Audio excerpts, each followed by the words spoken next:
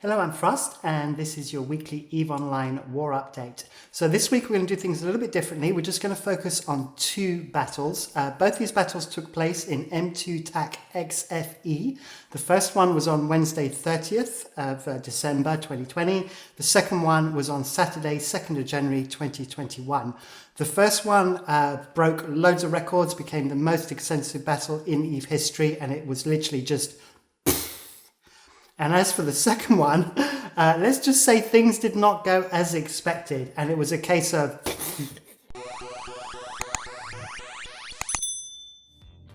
Welcome back. So as I said, this one's going to be a little bit different. I'm going to have to be looking at my notes quite regularly, as there are a lot of details that have to be described in the right order for all of this to kind of make sense. So as usual, I'm going to jump up into my box, and we're going to start off with .lan. Now, as I said in the intro, it all started off in M2-XFE, and I'm going to try and bring it up for you right here. So it's right there, this little system just here. Now, if you remember from my previous videos, this is all about keep star timers and about PAPI trying to remove as many keep stars as possible from Delve. Now, we had 3 keep stars that all came out in the Pandemic Horde system. So we had M2 TAC, 5 TAC C, right there, and S-TAC 6. But what was interesting here, and I think this is a little bit of overconfidence, what happened is that PAPI decided to reinforce these all at the same time. So their vulnerability timers were at similar times. And rather than do different ones on different days, they decided to do all 3 at once. And as we'll see a little bit later on, this kind of worked against them. So on the Tuesday, the 29th, they went and took their supers in, the Supercapital forces in, and took down the Sino jammers, jumped in the supers, and then reinforced S-TAC 6, 5 TAC C, and then M2 TAC. And what this did was then create an armor timer for the following day on Wednesday the 30th. And as I said, the vulnerability timers were all around the same time, so they all came out within an hour or 2 of each other. Now, what happened on the Wednesday is that the Imperium managed to achieve what they couldn't do in Null. So if you remember in Null, which is the system up here, that keep star died, but what the Imperium tried to do was to try and remove the Sino jammer so that they could get their super carriers and Titans into NOL. But they failed, and the reason why they failed is that they formed a little bit too early and kind of tipped their hand as they tried to create a diversion with the initiative attacking structures in OSHT all the way in catch. And the idea was to pull the forces away. Well, this time, PAPI did it for them because they created that diversion in that S-TAC 6 and 5 TAC C needed to be reinforced before M2 TAC, and they were all on the same night. And so what happened, all the subcaps went in, and the Imperium decided to fight over 5 TAC C. And I have a battle report right here. And as you can see that the Imperium only had like 485 on their side, PAPI had 817. And whilst there was a lot more losses on the Imperium side, they did actually manage to save the timer. So this battle kind of distracted them. But what was actually happening at the same time was the Sino jammer in M2 TAC was being killed off. And so as a consequence of that, Goonswarm and the initiative and the whole of the Imperium were able to jump in their Supercapital fleet onto the M2 TAC Keepstar. And now, the reason why this battle then ensued isn't because of, but by accident. And this is something that should be very clear. A lot of people thought this was kind of just a year-end, let's just throw everything at this. No, this was totally a strategic move. It was the best time for the Imperium to take on the Supercapital fleet of PAPI. And the reason why is you want to do it on an armor timer on a Keepstar, because even if PAPI, with their Supercapitals, were able to reinforce the timer and do the armor timer, the Keepstar remains there. And so what it means is that the Imperium were able to engage at any time they wanted and disengage at any time they wanted. So if they thought the fight was not going to go their way, they can just stop firing, wait until they tether up and dock, and they would have been completely safe. Whilst if it's on a final timer, that option isn't there. And so this is why this kind of, the Imperium decided this is the time to present our supercapital forces. And that's exactly what they did. And so, we came into M2-XFE, and all of these capitals are there, and PAPI went, you know what, we're going to jump in anyway. And so they did, and they jumped in their whole supercapital force. And as you can see, they're underneath, and then essentially the Imperium was sitting on tether. And PAPI started shooting this Keepstar, and the Imperium were not responding. And the only thing that kind of really happened that kind of grabbed the Imperium's attention was a PAPI Erebus warped to the wrong location and ended up split off from the rest of the pack, got bubbled. But even then, this supercapital from PAPI, this Titan, did not die to Titan fire. It died to subcaps. The Titans did not want to untether. And so it looked like it was going to be a Mexican standoff, that the Imperium were just coming along and just flexing. This is our supercapital force. This is what we're going to bring to a fight. And so, it just continued like this with PAPI just firing. And, what's incredible at this point was that somebody pushed the button on the Imperium side. Now, what we're talking about here, just to put this into perspective, there's over 100 trillion ISK of ships from counting both sides on grid here. And the Imperium went, yeah, we're going to take this fight. And they basically untethered and started shooting the Titans of PAPI. And at this point, we ended up with everything just going nuts. So the Titans of PAPI started shooting the Titans of Imperium and vice versa. And they were trading pretty much one for one. PAPI started getting to a bit of a lead over this, but then PAPI also focused on, they wanted to continue this armor timer. So they're a little bit down on DPS because their Titans were also shooting the Keepstar. But they were managing to kind of, draw ahead a little bit. But then what got really crazy was we got to about 4 a.m. So this all started off at about midnight, UTC time. So we're now in the early hours of Thursday morning, and it's 4 a.m. And what happened is the Keepstar timer got reinforced. Now, normally at this point, one side or another would disengage. In theory, PAPI could have just gone, right, okay, well, we succeeded in our objective, we're just going to extract. The Imperium could have gone, okay, well, the Keepstar timer is done. There's not much more we can do here. We're trading for one. We might as well just tether up, dock, and leave it for another day. But no, this is the thing that is really crazy about this battle, is everything kept firing. Everything was still shooting at each other. And what this means is that from a strategic point of view, both sides considered that a one-to-one trade-off was in their best interest. And what this shows is that neither side really knows what resources are available to their enemy. Because you do not you don't trade a one-to-one unless you think you can bring more stuff to bear after this battle is over. And apparently both sides believe this. So this started making this battle extremely interesting. Now, the Imperium then decided to try and add more DPS to the grid, and they dropped about 200 dreads, about 200 kilometers away from the PAPI supercarrier fleet in order to try and exert more damage. In response to this, PAPI sent their supercarrier heavy fighters over to the dreads, and they kind of pretty much melted those dreads. It took them about 3 or 4 hours, but they managed to remove all of the dreads, but at the expense of their fighters. Now, the Imperium still had their supercarrier fighters, and at this point, the Imperium decided to send their heavy fighters and assist in the Titans in destroying the PAPI Titans. And what we saw then was that previously to this, PAPI had kind of a slight lead over, a few 3 or 4 Titan lead over the Imperium in terms of losses of Titans. But now it started to flip. And between 8 a.m. And 11 a.m., the numbers kind of switched over and the Imperium started taking a lead. And this is because primarily the supercarriers at PAPI were out of fighters. They'd used them all and they'd been killed by all the subcaps on the Imperium side. What PAPI were able to do, though, was to kind of get grid control at a subcat level. And this is really, really important because we were coming up to downtime. And a decision had to be made as to whether PAPI should extract or whether they should leave everybody logged in and then try and continue this after downtime. And the decision they made was to extract before downtime. Unfortunately, the decision was made a bit too late.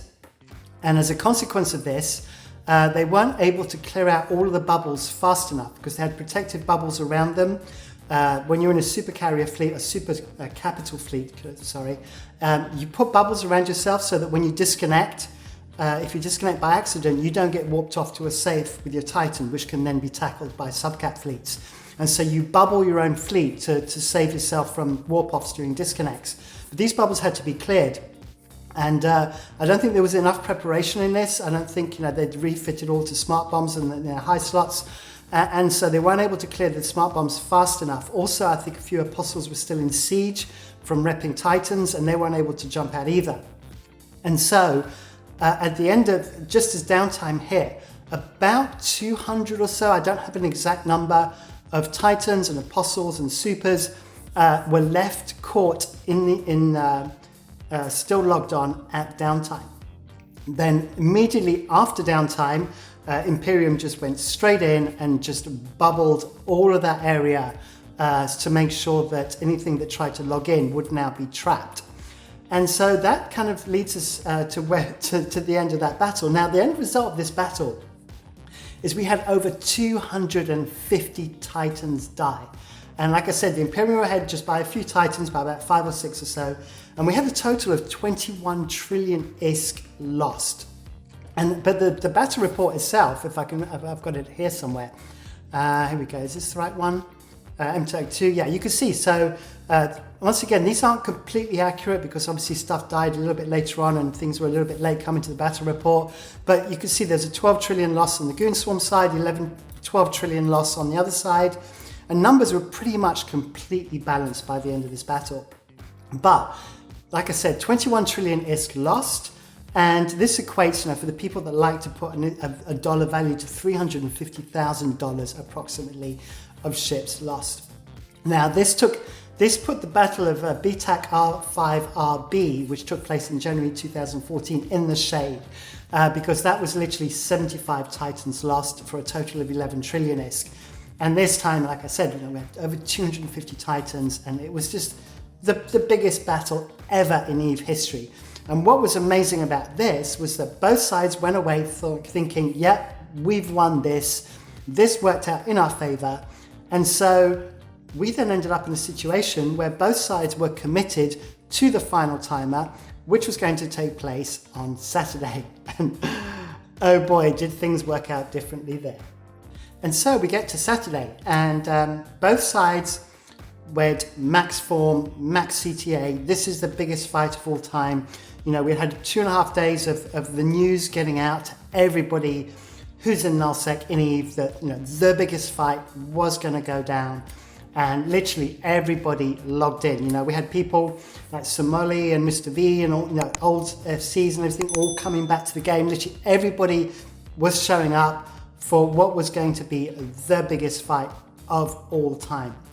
And so it all kind of started off with the State of the Union. So the State of the Union is kind of like the State of the Alliance. It's a major announcement by the Imperium to all of their members. And this was happening at 2000 UTC. The timer for the Keepstar, I believe, was around 1 a.m. On the Sunday morning. Once again, this is all UTC time. So this was at 2000. And they basically had their State of the Union, and it was like, rah, rah, rah, let's get everybody together. We're going to go out and do this.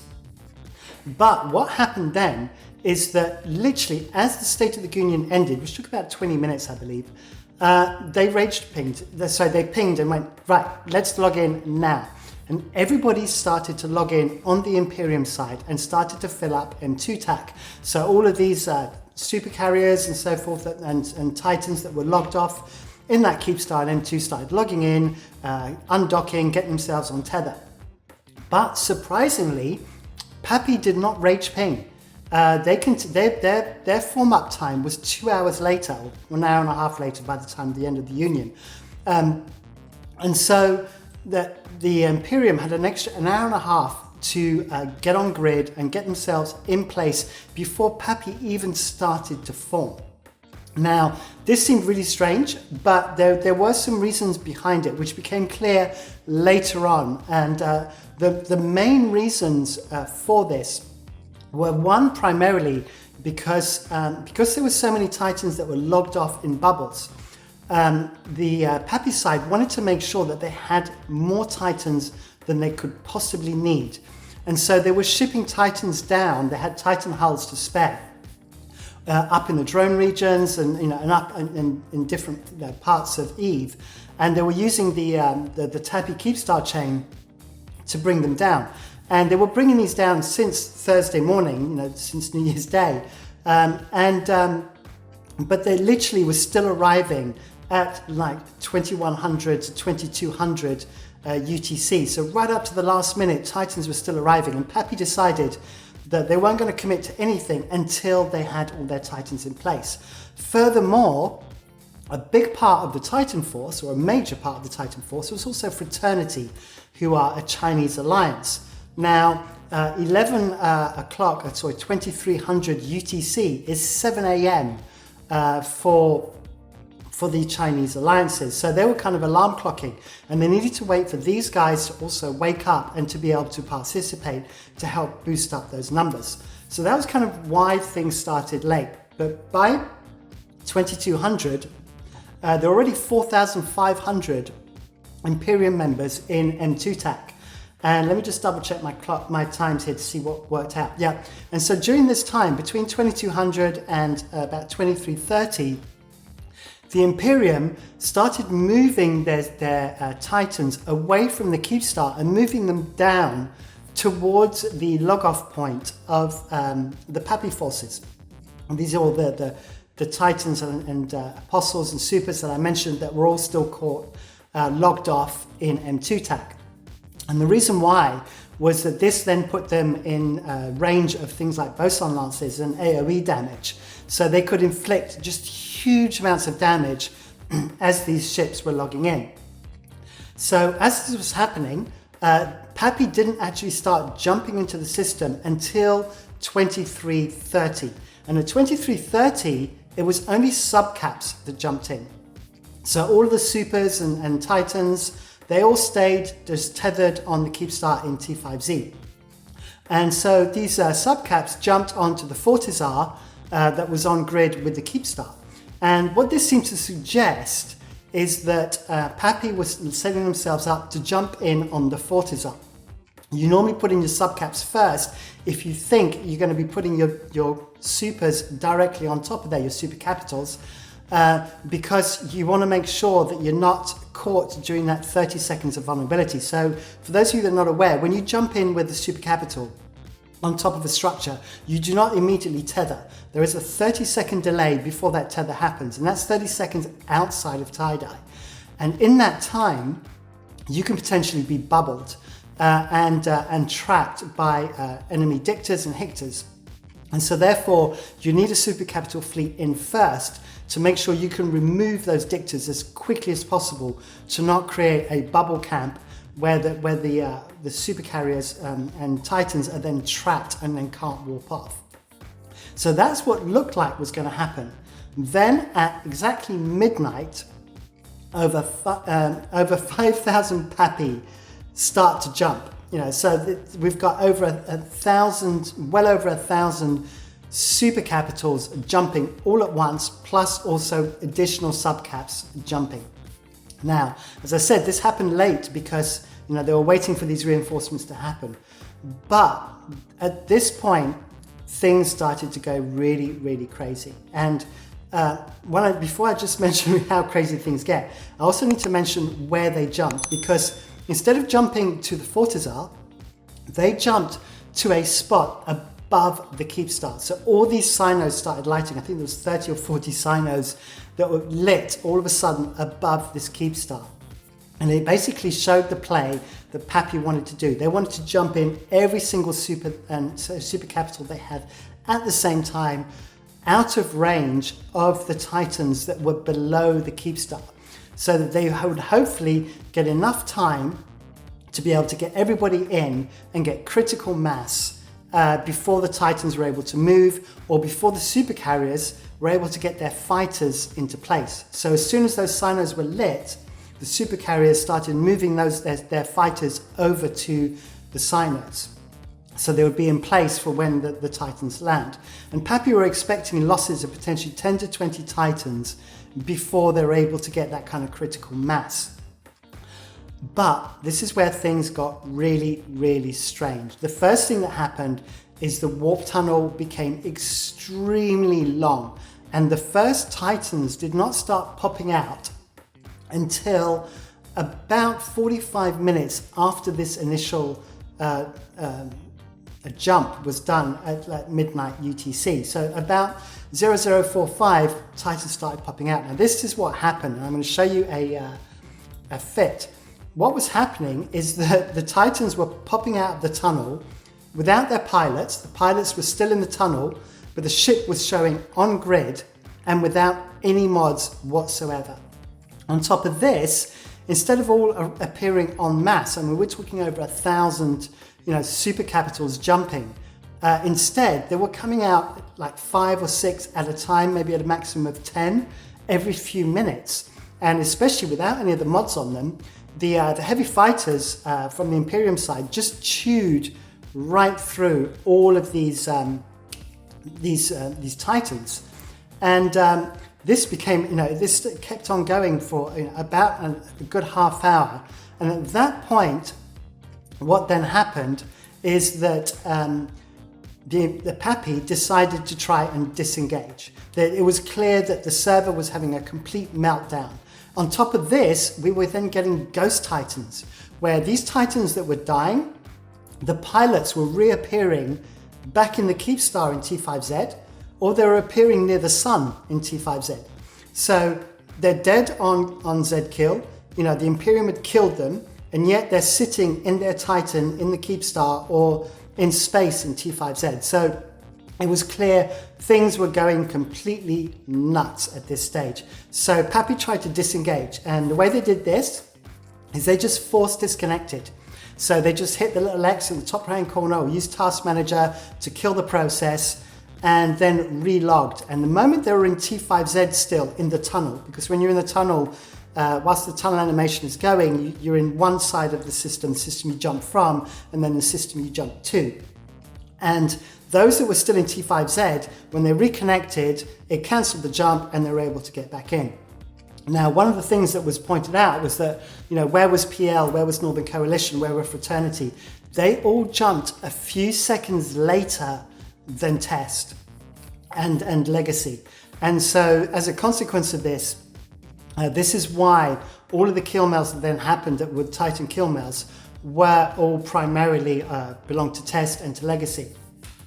Now, the thing that is really bizarre is that even though everybody disconnected, these Titans kept on popping out. And if I go to the battle report, you can see the end result here is that we've got 13 trillion ISK of lost. And if I scroll down, you're going to see that just all these Titans just kept popping out over time, one after the other. Eventually started popping out with mods as well. But even though the pilots had logged off hours earlier, they continued popping out and dying. And in fact, I've got an example here. If we look at the timeline, we look at 6:48. So this was like 6 hours after these pilots had logged off, and Titans were still popping out of the tunnel and dying. On top of that, there's also the kills from all of the other ships that then pop out of the fleet hangars. So for example, Parody, I know, was in a Titan, and you see the Rapier there, his Saber, his Stiletto all popped out. I can see Manny's as well. Manny's Nestor is here. There we go, Manny's Nestor is there. Then you can see his Impels a little bit further along down here. And so it was just a complete, just nuts mess. Just incredible.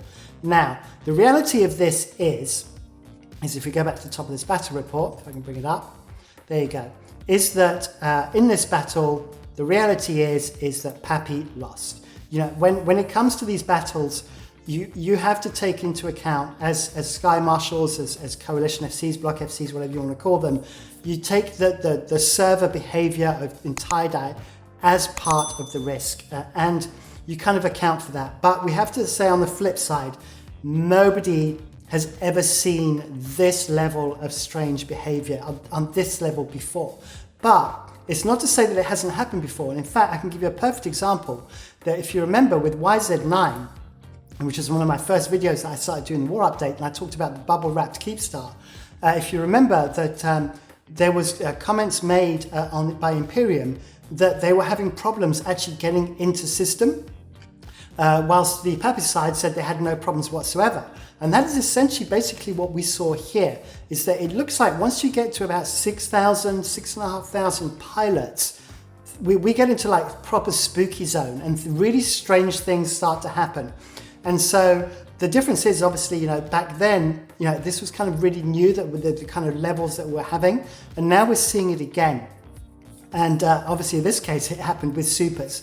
And yeah, it's unfortunate, but the fact is that the Imperium won this by forming early. And the PAPI side, decided to not jump onto the Fortizar, not jump in early, which had its risks, and one of the things that people have said is that, why didn't you jump in where the bubbles were? And in fact, let me bring up this screenshot here. Why didn't you just jump in right here where all these bubbles are? And the reality is if you did that, then everything would have been within AoE range of this huge red blob here of Titans and would have died.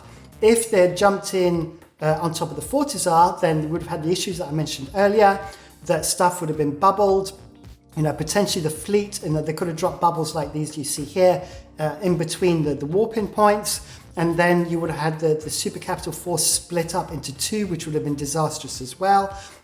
Especially under tie-dye, you would have had no chance of getting these fleets back together again. And then also, you still got the problem of getting on grid, when you try and warp in, you would have potentially got mass disconnects as well. So the decision was made to jump in up the top here. And the reality is that from a tactical point of view, the only right decision for this battle for PAPI was not to jump in at all. It was not to actually engage. But the hype took the battle beyond the ability if they tried to explain to the 5,500 members that were in T5Z alone, that they were standing down when people were just totally hyped with this, would have caused a rebellion. It would have been worse than losing 13 trillion ISK and losing 100 Titans, which is about the final count. It was between 75 to 90. So, this is kind of where it all played out, and this is how things ended up in the end.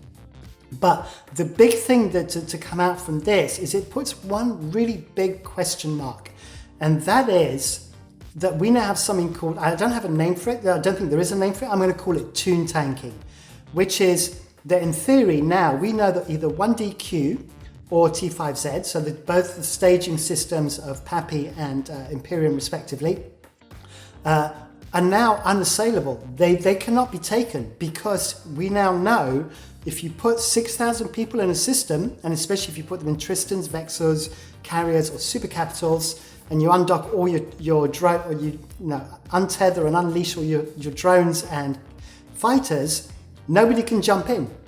You can't jump in a Supercapital force, and so these systems are now completely unassailable. So where does this take the war? Is it just going to come down to skirmishes now? Is it going to be literally a case of just destroy everything but these staging systems until there is nothing left to do than just live in that one system? So it's kind of really changed the war. We now have a new meta, and it's going to be interesting to see how CCP react to this, which we still don't know.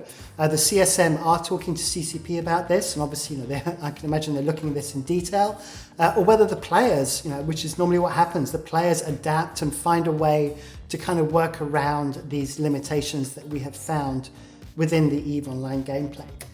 So really, really interesting to see how that's going to play out. Literally, as I was making this video, the war is not over. I can confirm this because there was a big fight in ETAC V, ETAC V is down here, and it actually has a Fortizar there that's very, very important to PAPI. It's owned by Fraternity, and I mentioned last week Drakaris, and I said they were Russian. I meant to mean they were Chinese. They are arch enemies of Fraternity, and a big fight kicked off here.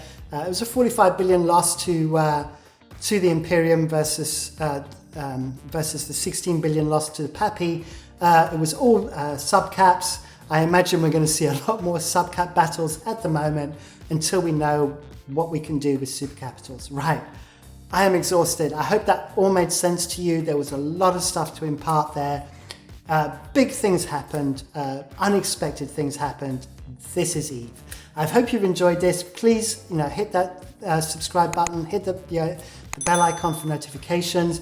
Do mention my videos in your Alliance Discord. That really helps me a lot.